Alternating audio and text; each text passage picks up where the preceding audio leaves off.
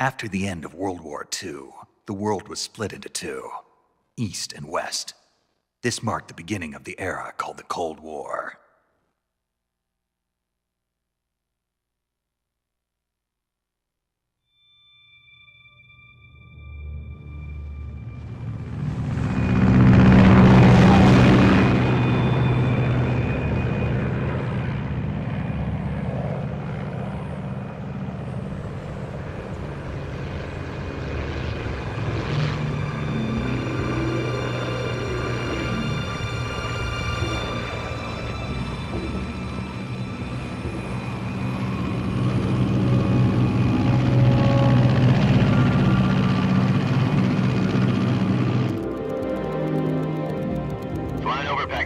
Altitude 30,000 feet. Approaching Soviet airspace. 20 minutes to drop off. Commencing internal depressurization. Equipment check. Arm main parachute. All right. You ready to go? Drop zone still showing a high pressure mass. Cav okay. Good. We've got high visibility.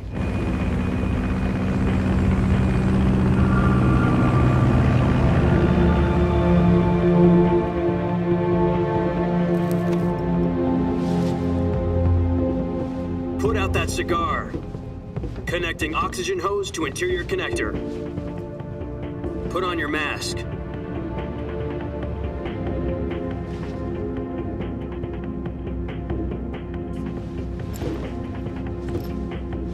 Does this panty waste know what he's doing?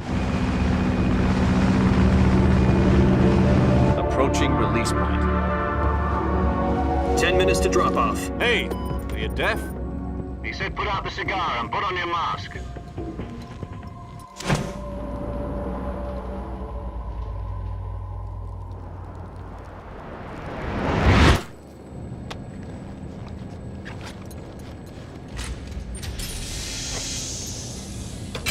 Depressurization complete. Checking oxygen supply. 6 minutes to drop off. Opening rear hatch.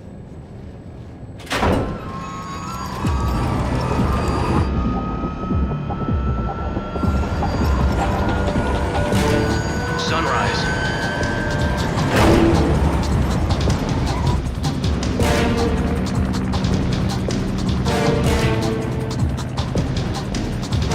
External temperature minus 46 degrees Celsius. 2 minutes to drop off. Stand up. You'll be falling at 130 miles per hour. Try not to get frostbite from the wind chill. 1 minute to drop off. Move to the rear. Activate bailout model. This is one for the history books. The world's first halo jump. 10 seconds to drop off. Stand by. Status okay. All green. Prepare for drop-off. Countdown. 5, 4, 3, 2, 1. Spread your wings And fly. God be with you.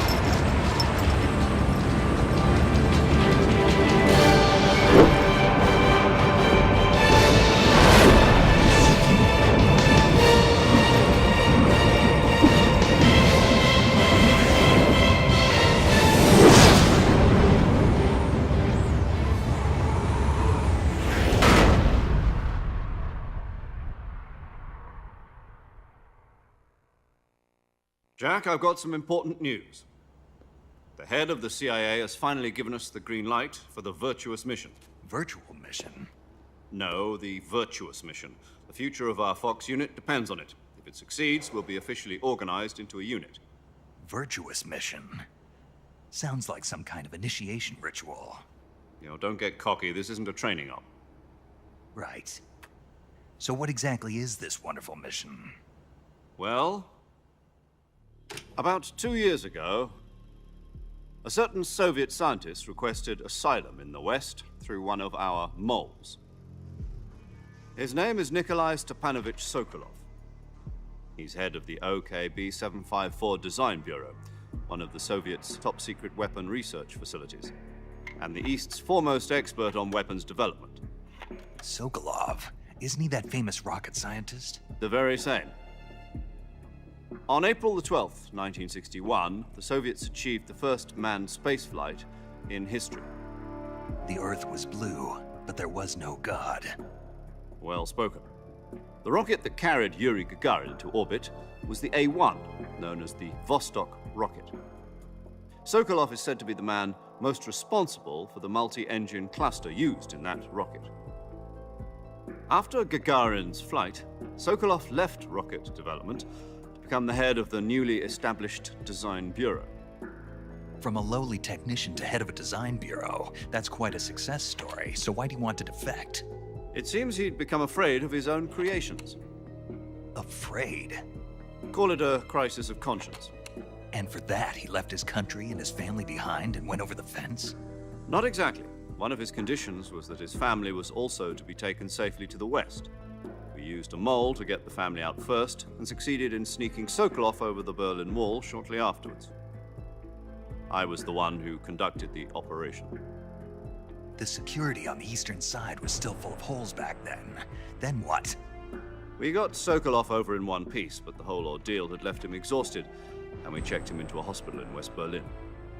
It took him 2 weeks and more than 600 miles to get from the research facility in the Soviet Union to Berlin. He was in no condition to say anything coherent. And it was only a week later that we had something much bigger on our hands. The Cuban Missile Crisis. October the 16th, 1962, President Kennedy received word that the Soviets were in the process of deploying intermediate-range ballistic missiles in Cuba. The President demanded that the Soviets dismantle and remove the missiles. At the same time, he announced a naval blockade to prevent further missile shipments from reaching Cuba. But the Soviets didn't back down, instead placing their armed forces on secondary alert. Soviet transport ships carrying missiles continued on course towards Cuba. US and Soviet forces went on alert for an all-out nuclear war.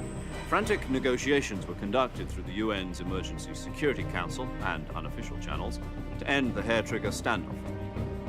Finally, on October the 28th, the Soviet Union agreed to remove its missiles from Cuba, and so the world avoided a nuclear holocaust. But in order to get the Soviets to pull their missiles out, we had to make a deal. You mean the one where the US agreed to remove its IRBMs from Turkey? No. The Jupiter IRBMs deployed in Turkey were obsolete, and we were going to get rid of them anyway. They had no strategic value whatsoever to either the US or the Russians.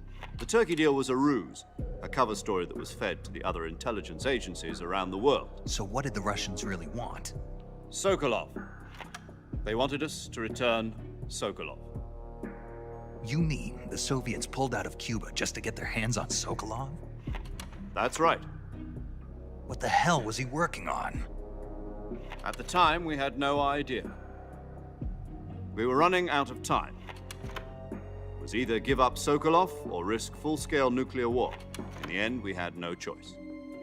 President Kennedy gave in to Khrushchev's demand. The next day, I got Sokolov out of the hospital, handing him over to agents on the eastern side. Sokolov kept on screaming, "Save me," until he disappeared from my sight. Then a month ago, we received some new information from one of our moles. About Sokolov? Yes. He was taken back to the research facility and forced to continue working on the weapon in question under KGB supervision. What's more, it's on the verge of completion. So what kind of weapon is it? Something to do with space rockets? No, missiles. Same technology. I guess you're right. We don't know the details, but it appears to be a new kind of nuclear device. For half a year now, the Soviets have been conducting frequent nuclear tests at Semipalatinsk. Something to do with the weapon, I assume. We're talking about a secret weapon so big that Khrushchev was ready to pull out of Cuba to get it back. Is Sokolov still in the facility? No. According to our intelligence, he's in Selinoyarsk, a place in the mountains about 3 miles to the west that's known as the Virgin Cliffs. The Virgin Cliffs. Nice name for a virtuous mission. They moved him there just recently. Why? Apparently, they're conducting a field test of the weapon, but it's our best chance to get him back. This mission would never have been possible if he was still in the research facility. This is our last chance. Sokolov must have known that too when he contacted us.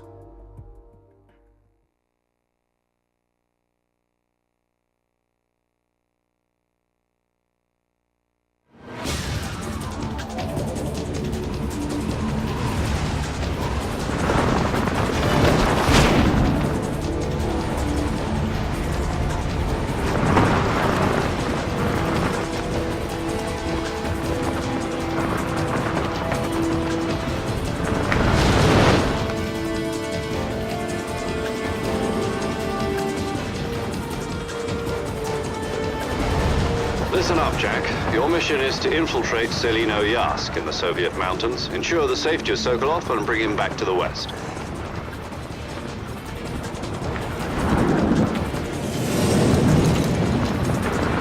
If we don't get Sokolov back before that weapon is complete, we'll be facing a major crisis. The clock is ticking.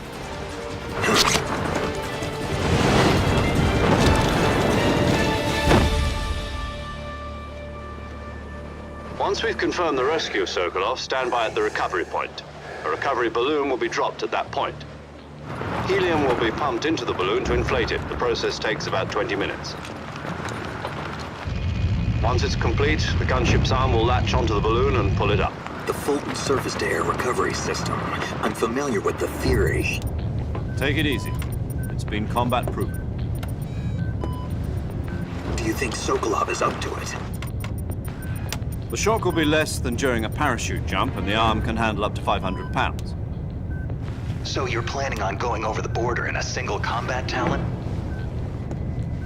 She's equipped with two 6-barrel 20mm Vulcan cannons, as well as two 40mm machine guns.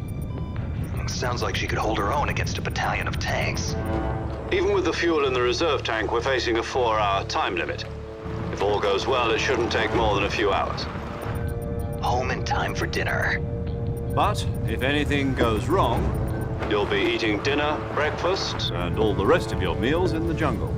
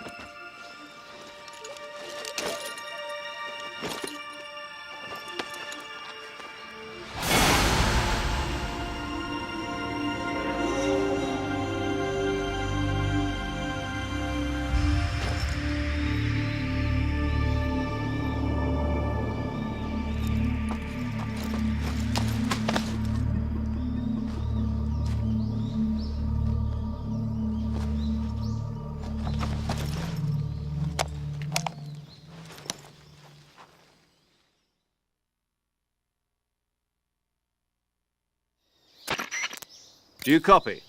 You're already in enemy territory, and somebody might be listening in. From here on out, we'll be using code names to refer to each other. Your code name for this mission will be Naked Snake. I'll be referring to you as Snake from now on. You're not to mention your real name. Snake? What, you don't like snakes? What do you mean? You've eaten one before, haven't you? In survival training. I'm glad to hear that. I don't know if I'd ever order one in a restaurant, but... Be careful, you might not have a choice. What about you, Major? What should I call you?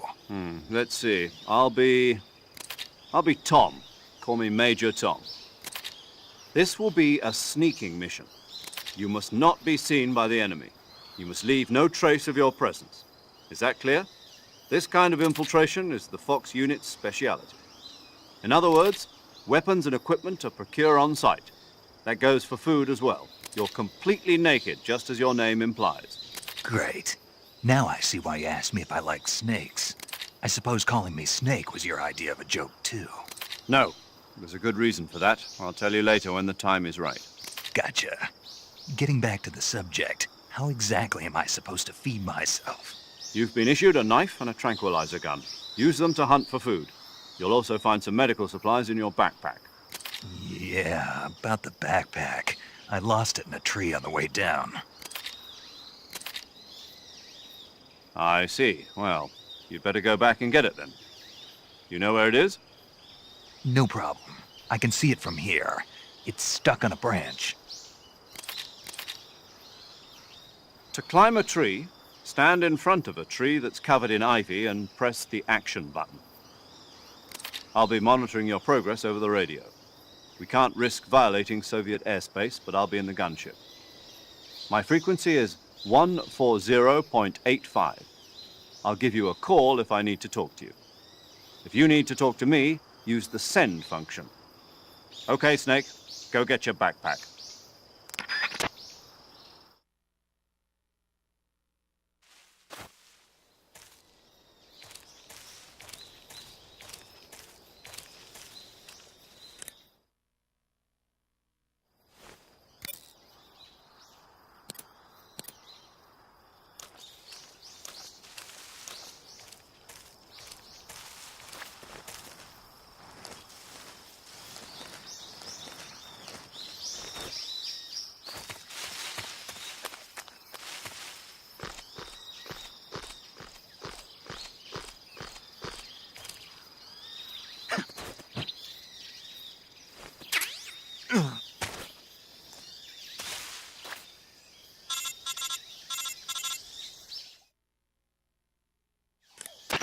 I see you've retrieved your backpack, Snake. To equip a weapon, it's necessary to take it out of your backpack. In the survival viewer, choose Weapon from the backpack. Your available weapons will be displayed in a window in the upper left. From that list, choose the weapon you want to equip and press the Enter button. For other equipped items, just do the same thing from Item. Got it. Use the survival viewer backpack. Yep, that's right. Survival is fundamental to this mission. After you've been out in the field for a while, your stamina will start to drop. If your stamina gets too low, it'll affect your performance. You won't be able to shoot accurately, for example, and your wounds won't heal as smoothly. Keep an eye on your stamina so you don't run out. To recover lost stamina, you can hunt for local flora and fauna. You can use either your tranquilizer gun or your knife to hunt. My only weapon is a Mark 22 Hush Puppy tranquilizer gun? That's right. It's been fitted with its own suppressor. However, the suppressor will deteriorate every time you fire. Once its durability reaches 0, the noise suppression effect will be gone. So don't get too trigger-happy with it. The suppressor's durability is shown in the icon. Any weapons and equipment beyond what you're carrying now, you'll have to find as you go. I have to find my own weapons and equipment? Whose crazy idea was this anyway? Solo covert actions are standard Fox operating procedure. You can't leave any traces of your presence. No weapons, equipment, footprints, sweat, or bodily waste. The same goes for bullets and cartridges, too. Your presence in enemy territory is already a violation of international conventions of warfare. There aren't supposed to be any American soldiers in Russia. It could spark an international incident. You can't let anyone see you. You can't let the enemy know you're there. This is a stealth mission. You're a ghost, Snake, in every sense of the word. And there'll be no rescue if you're captured. The military and US government will deny any involvement in the affair. Then I'll just have to take care of myself, huh? I'm afraid so. You've been given a fake death pill for that purpose. SIS guidelines stipulate that soldiers on covert ops like this one be issued a potassium cyanide capsule. Tape it to your body so you can take it when you need to. How generous of you. Use it if you're taken prisoner by the enemy. It'll send you into a state of false death for a short time. Fooling them into thinking that I'm really dead. So how do I come back to life? Just take the revival pill. You mean that thing they put in my tooth before the mission? That's the one. But be careful. If you remain in a state of false death for too long, nothing will be able to bring you back. Remember that. I'll keep it in mind.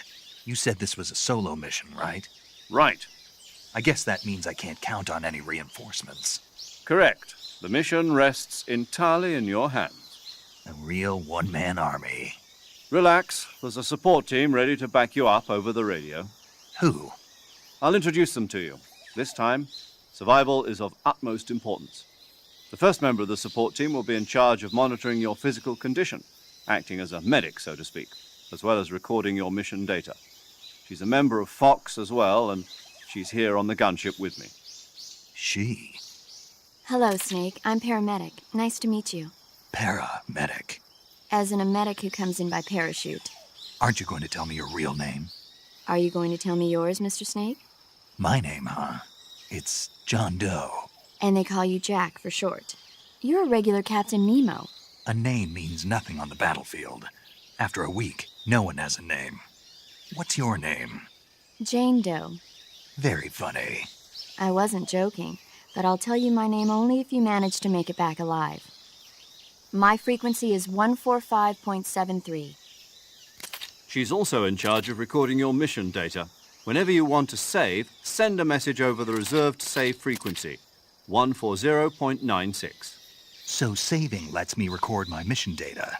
That's right. It also records the state of your health. Good to know. There's one more person I want to introduce you to, Snake. Huh? Speaking of snakes, you remember the boss, don't you? A legendary soldier and your mentor. Actually, it was the boss that got the DCI's authorization in the first place. She's going to be serving as Fox's mission advisor. The boss is? She also helped me plan this mission. She and I were at SAS together. Jack, is that you? How many years has it been? Boss? That's right. It's me. Talk to me. Let me hear your voice. It's been 5 years, 72 days, and 18 hours. You've lost weight. You can tell just by the sound of my voice. Of course I can. I know all about you. Really? Well, I don't know anything about you. What's that supposed to mean? Why'd you disappear on me all of a sudden? I was on a top-secret mission. You didn't need me anymore.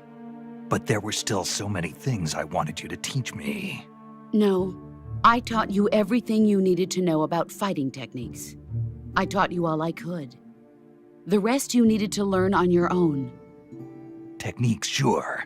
But what about how to think like a soldier? How to think like a soldier? I can't teach you that. A soldier needs to be strong in spirit, body, and technique. And the only thing you can learn from someone else is technique. In fact, technique doesn't even matter. What's most important is spirit. Spirit and body are like two sides of a single coin. They're the same thing. I can't teach you how to think. You'll just have to figure it out for yourself. Listen to me, Jack. Just because soldiers are on the same side right now doesn't mean they always will be. Having personal feelings about your comrades is one of the worst sins you can commit. Politics determine who you face on the battlefield. And politics are a living thing. They change along with the times. Yesterday's good might be tomorrow's evil. Is that why you abandoned me? No, it had nothing to do with you. I already told you, Jack. I was on a top-secret mission.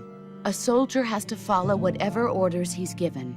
It's not his place to question why. But you're looking for a reason to fight. You're a natural-born fighter, but you're not quite a soldier. A soldier is a political tool, nothing more.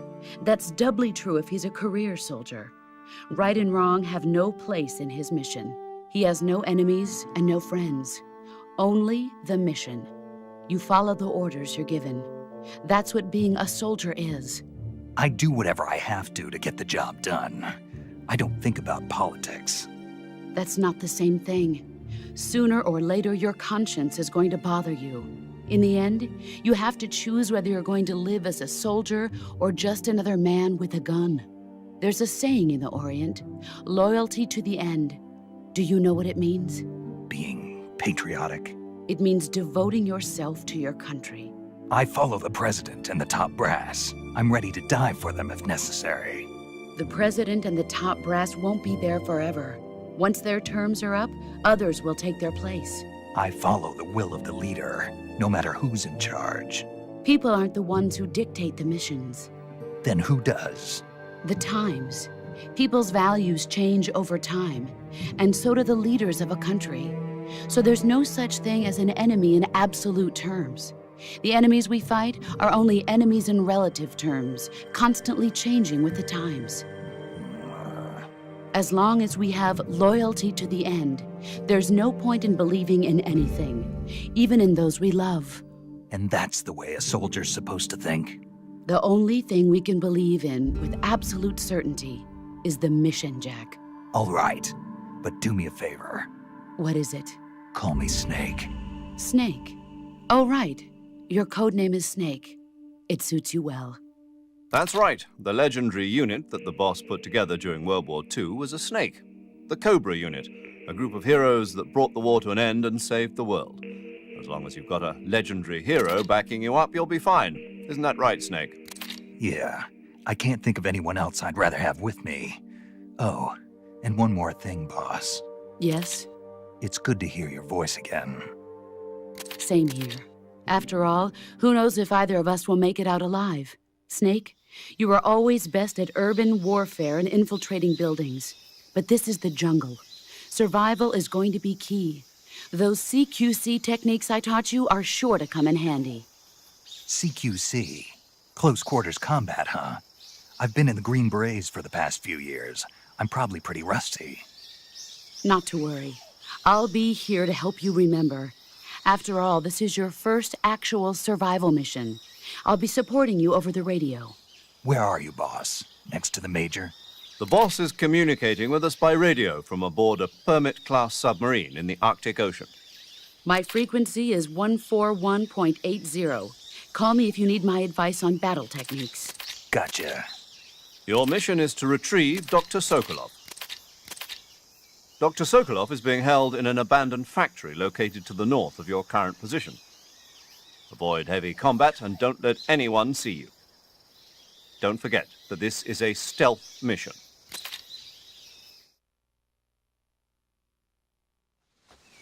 Snake, try to remember some of the basics of CQC.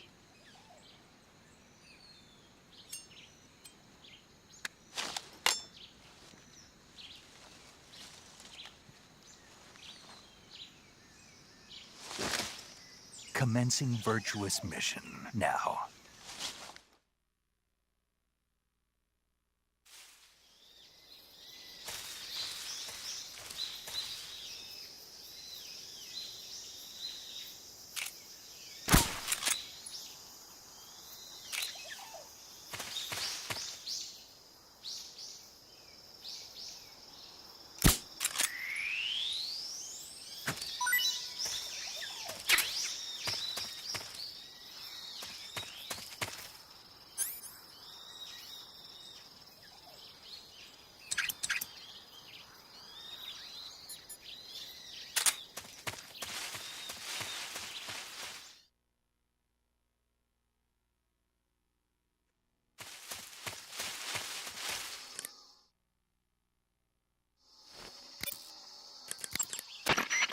Camouflage is an indispensable tool when you're sneaking through the jungle.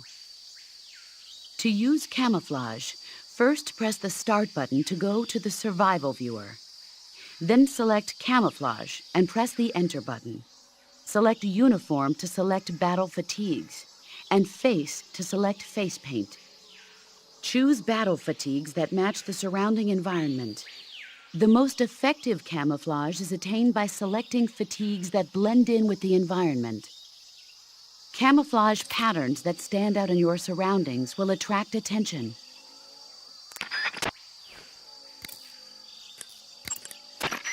I see you've captured a giant anaconda. The giant anaconda is believed to be the largest snake in the world in terms of weight and diameter. It's not poisonous, but its large size makes it extremely powerful.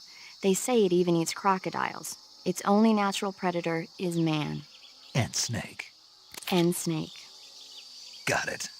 So how does it taste? I knew you were going to ask me that. Glad I didn't disappoint you. So? Well, the guide says it tastes all right. Good.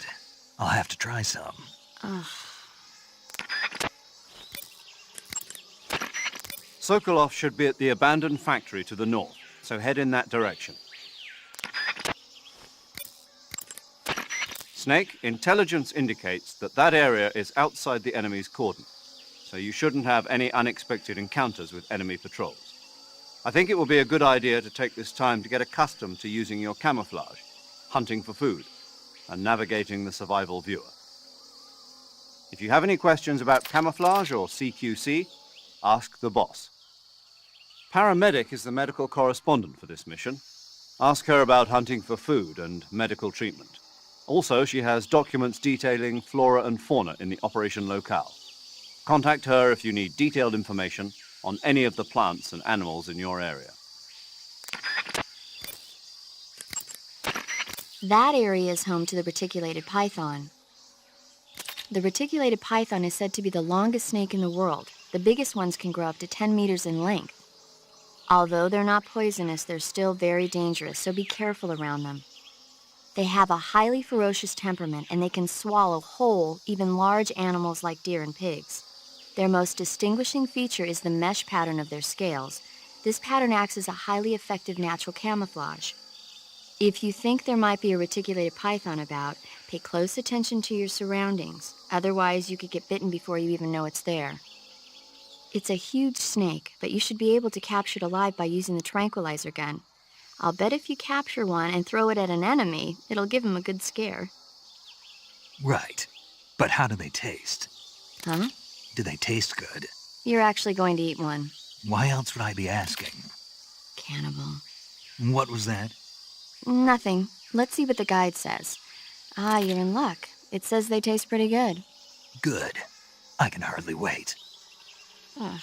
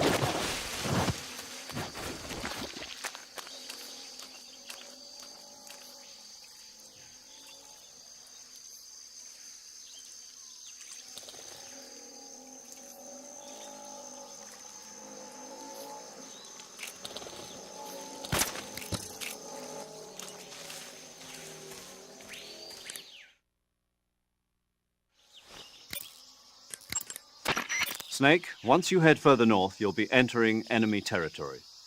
You'd best get used to using camouflage and hunting for food while you have the convenience.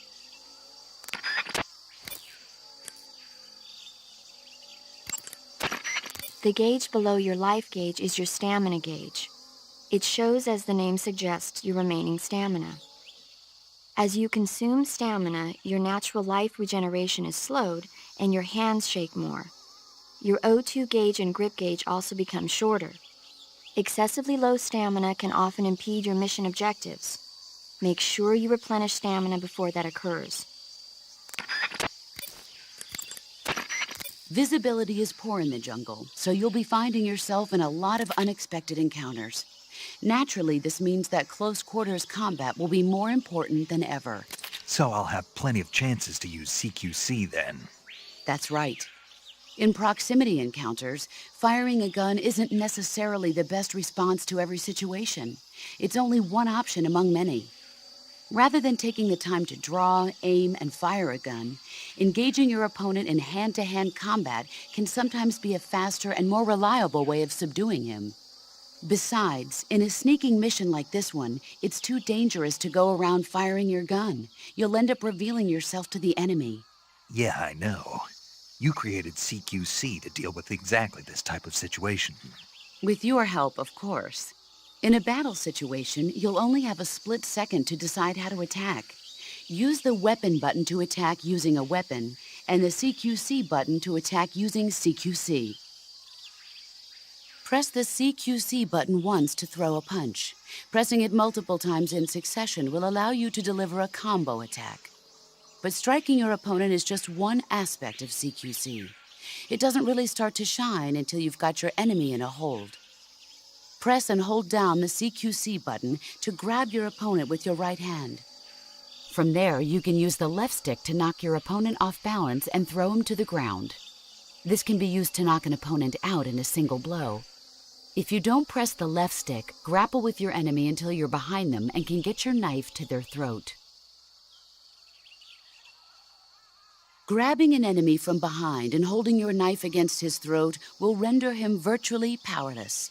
From this point, there are several things you can do. Press the CQC button hard to slit the enemy's throat with your knife. Move the left stick and press the CQC button to throw the enemy to the ground. Lightly tap the CQC button rapidly to choke the enemy. You can use this to knock him out or even kill him if you do it long enough. By continuing to hold down the CQC button, you can move around while keeping your grip on the enemy. By pressing the weapon button, you can aim your currently equipped weapon at another enemy. With their comrade acting as a human shield, the enemy will be reluctant to attack you. Press the left stick to press your knife against the enemy and demand information. You'll be surprised at how much you can learn this way. But don't get too complacent. While your enemy may be powerless in your grip, he'll use any opportunity he can to counterattack.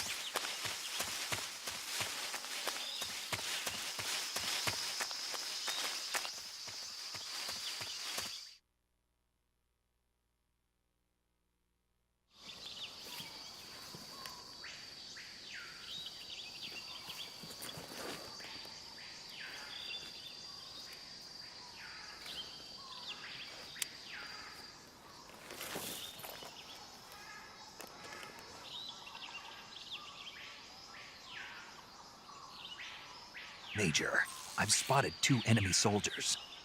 They're probably KGB troops sent to guard Sokolov. AK-47s and grenades.